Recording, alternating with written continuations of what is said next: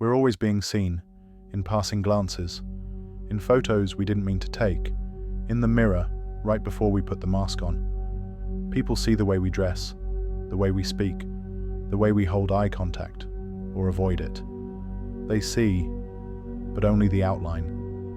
And we let them see that outline, because it's safer, because we've practiced it, because if they saw what we really carry, the grief that's gotten quiet, the joy we've outgrown, the questions we still don't know how to ask, would they still stay? We don't say it out loud, but almost all of us are afraid of being truly known. Not because we're ashamed, but because we've been misunderstood before, and that stays with you. The ache of being misread. It teaches you how to hide. There are two kinds of eyes, the ones that glance and the ones that stay.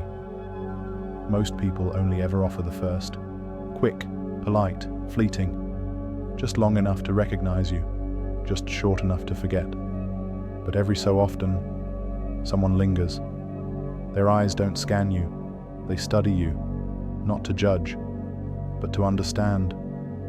And in that moment, something shifts. You feel it, like standing in the sun after years in the shade. But it's also heavy, because to be seen is to be held without armor. We've all become so good at smiling, at keeping the cracks out of our voice, at saying, "I'm fine," like it's our mother tongue. But underneath, there's grief that's never had the right words, regret that never got resolved, and small joys we stopped sharing because we weren't sure they'd be understood. We don't just hide pain, we hide hope, we hide wonder, we hide the parts of ourselves that never learned to come out during daylight.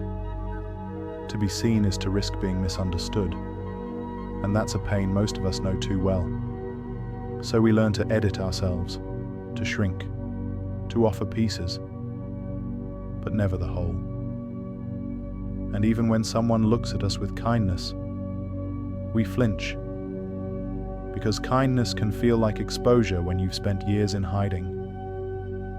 It's not that we don't want to be known, it's that we're not sure we'll survive being known incorrectly. To be truly seen is not to be exposed. It's to be met, gently, without demand, without fixing, just presence. Maybe we'll always wear masks, maybe that's part of being human. But if someone ever looks through the mask and sees the soul behind it, and chooses to stay, that's the kind of seeing that sets you free. We don't need to be seen by everyone, just someone. And maybe, one day, we learn to be that someone for ourselves.